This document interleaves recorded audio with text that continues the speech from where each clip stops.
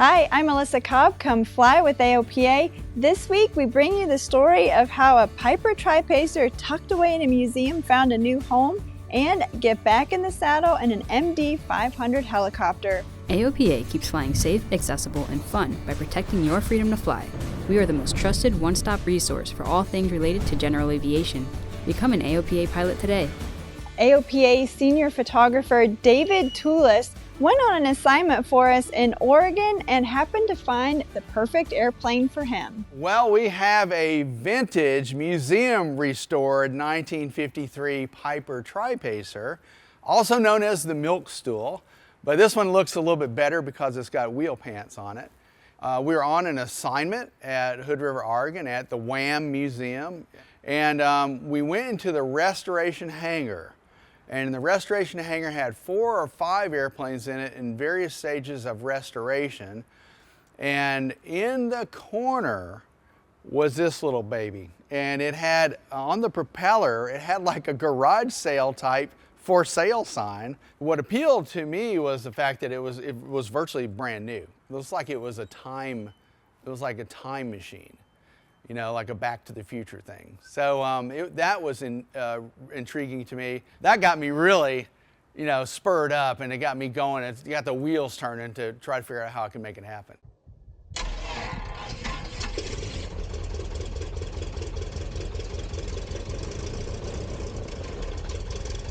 Then I was thinking, well, I don't have any mountain flying experience, and I sure hadn't flown across the country before.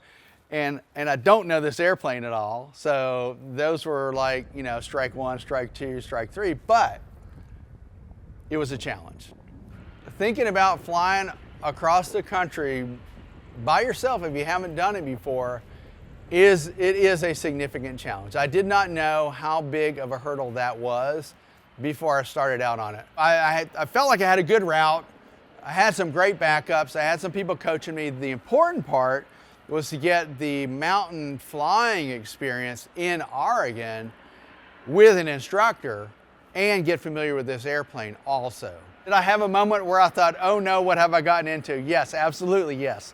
The first time that occurred was shortly after I took off from Hood River, Oregon, because the terrain there steadily climbs to about 9,000 feet. There's snow and evergreens all around me, and I'm figuring, what have I got myself into? As far as any direction I see, there's craggy rocks, snow, and trees, and no population. Well, check out his full trip from Oregon back to Frederick, Maryland, and hear a few harrowing stories he had along the way. Just click on the card in the upper right of your screen. Well, the FAA reauthorization legislation has been getting a lot of interest from the aviation community, and especially pilots and you, our viewers. Everyone is excited. It is the most supportive FAA reauthorization legislation AOPA has ever seen. It includes expansion of basic med, reform for designated pilot examiners, and medical reform. Now, a lot of you have asked us, is Mosaic included? And that's the modernization of special airworthiness certification. And the answer is yes. AOPA worked to have a section included on Mosaic.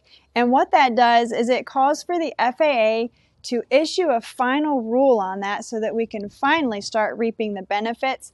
Now, there's still a long way to go for the bill. Many things could change, but as of now, it is in there. And in case you missed it, you can learn more about what's in the FAA reauthorization in an interview that I did with AOPA Senior Vice President of Government Affairs, Jim Kuhn. Just click on the card in the upper right of your screen and you can get that full interview. Well, the aviation community lost 2 well-known pilots this week. The first was actor, pilot, and AOPA member Treat Williams. He was 71. Treat joined AOPA in 1977, and he was inducted into the Living Legends of Aviation in 2014.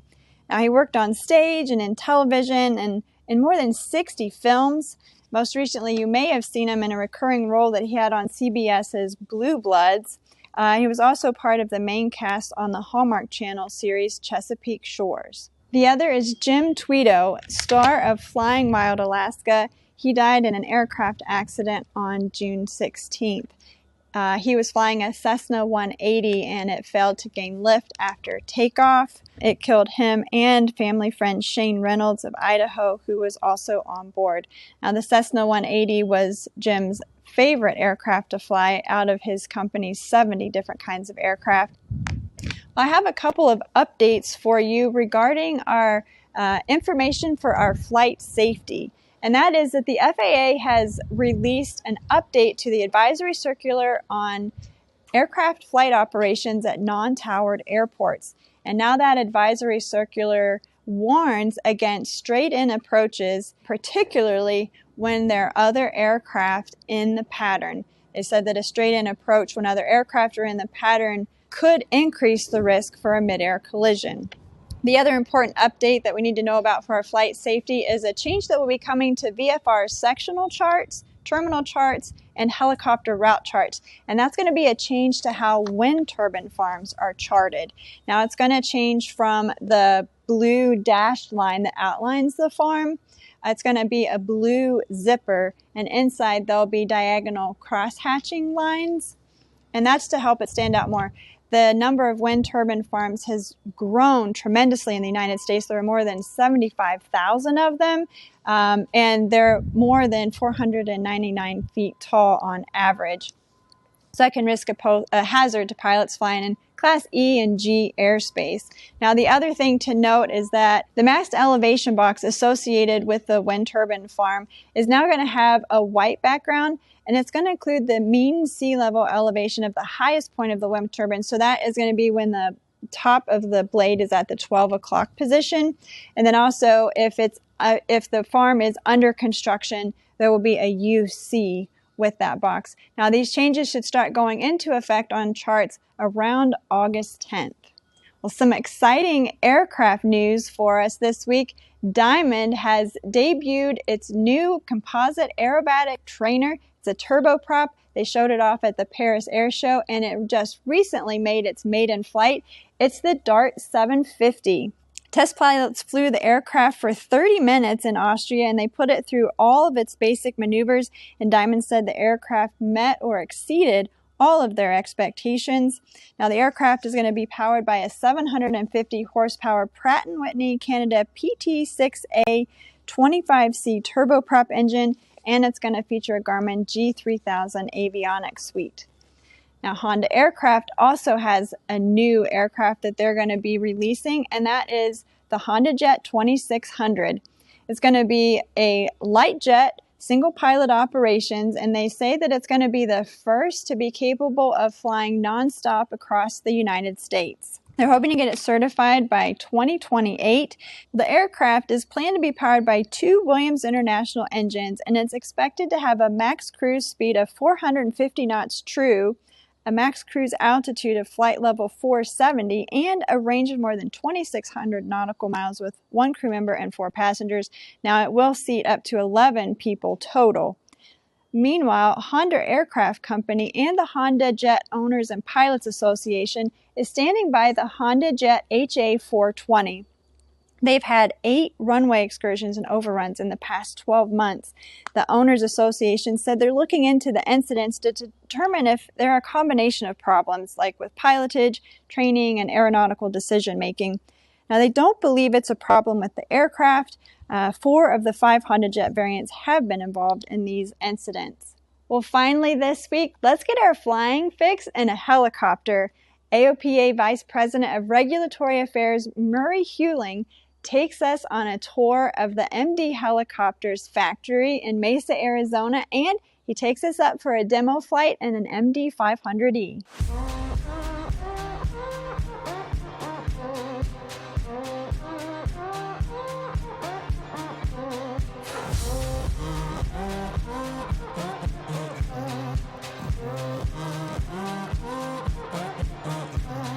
Hi, Murray Huling with AOPA, and I have the privilege of standing in the McDonnell Douglas Helicopters production facility building in Mesa, Arizona. And today we're going to be getting a tour of the factory and also be doing a demo flight in an MD 500 helicopter. At the MD Helicopters facility, everything is handmade on the production line. Fuselages, tail booms, avionics installations. The metal fabrication is in various stages of assembly in jigs where sheet metal and riveting are done by hand by highly experienced staff. The current MD500 line benefits from its engineered crashworthiness and survivability due to the current A-frame truss with seats and the landing gear affixed, along with its egg-shaped cabin and oleo-pneumatic shop landing gear added to its safety characteristics by providing a reinforced structure, effectively creating a roll cage for the occupants. And now it's time for a demo flight in the MD500E, known as the Ferrari of helicopters. So we'll go straight out from here. All right. And meanwhile, it just gives you a chance to get the feel. Oh, this feels good. Boy, does this fly nice. Wow. So what's the top speed on these now? B&E's 152. In straight and level flight, you're not going to get much more than about 120 out of them. Yeah. Depending on altitude and stuff. The F models, you're going to get easily a 120. Then as we cross this, if you want to just play with some S-turns, just kind of get the feel of the aircraft. Yeah, coming left. This MD500E is equipped with a Rolls-Royce 250C20B engine, with no hydraulics assisting the flight controls and maneuvering its 5-blade, fully articulating main rotor system and tail rotor. It provides excellent feedback and precise control over how the helicopter performs. See, we're clipped along pretty good right now. Yeah. Yeah, we got 119 knot ground speed. Yeah. Or true airspeed. Ground speed's 97, sorry. All right, so you can see the riverbed kind of comes across. Let's just pick a spot where it turns straight there. And we'll set up, do an approach down there and land. Go ahead and keep her slowing back. Okay, And then just kind of trim her back as you come back. That'll hold that attitude. You're probably having to trim it to the left a little bit now. And just kind of let her slowly come down. Just control the rate of descent. Very nice. Very nice. All right, let's take off and we'll get some speed and then we'll do a slow right turn out. The MD500E has a maximum gross rate of 3,000 pounds internally and 3,550 pounds when hauling an external load. The useful load is 1,519 pounds internally. The 500E has a range of 235 nautical miles. I do like these seats better than those leather ones. You know, and most people do, because they, especially if it gets warm, but they're not too bad on comfort, and they definitely breathe. Right, right. The 500 is set up with 4 seats. However, it can be optioned for 5, with 3 in front and 2 in back. For those looking to purchase the Ferrari of helicopters, the base price of an MD500E comes in at $2.8 million. Even though I hadn't flown a helicopter in more than 2 years, the 500's stability, attributable in part to its unaided control feedback, allowed me to quickly get the feel back and maintain precise, positive control. The excitement of being behind the controls of one of my favorite helicopters, again, was immeasurable. Well, Murray, I gotta say, your smile was contagious at a few different parts there while you were flying the MD500. What was it like just being back in it and seeing behind the scenes? Yeah, so thanks, Alyssa. I got to tell you, it was absolutely wonderful to be back behind the controls of that aircraft after 22 years since I had flown one. And, you know, it's such an amazing aircraft. I knew it back then when I was maintaining them as an airframe power plant mechanic for an owner. And, you know, it really hasn't changed much over the years except for new technology coming in. It's just an amazing aircraft. Yeah, and so how many hours did you have, you know, in maintaining and flying them? Because it looked like it came back pretty quickly to you. Yeah, I was surprised at how quickly the feel came back. You know, that thing doesn't have any hydraulics, so you feel all the flight controls directly through the cyclic and collective and pedals. And, you know, as I mentioned, I was an A&P and had an inspection authorization at the time, and I was maintaining for a corporate owner out of San Antonio. And at the same time, I was going through lessons to get my rating and achieved that in 2000. I got my add-on helicopter. And I'll never forget the day that I passed the check ride. I went back to work where the 500 was. and showed my ticket to the owner, and he reached in his desk and threw me the keys to his 500E and said, go fly for an hour and then take the helicopter and go land over at the avionics shop. They're going to do an update for me. So I'll never forget that. That was so special to be able to just go by myself in a 500E and get a full hour in that. I got about 16, 18 hours total flying them, but I was doing maintenance flights for them after I maintained them, and then just doing some local training and stuff. So great aircraft, excellent aircraft to fly. That's awesome. Well, thanks again, Murray, for, kind of taking us behind the scenes and letting us see a little bit of the world you were used to there for a long time. Yeah, thank you, and I would love to do more of it. So, if there's ever opportunity, just give me a call. I'll be there. All right.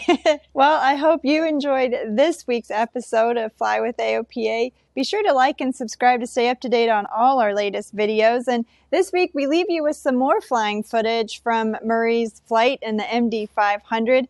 And be sure to send in your favorite flights at the link in the description below. And as always, if you're not already an AOPA pilot, we'd love for you to join us. Just click the link at the end of this video to learn more about our trial membership. We'll see you next week.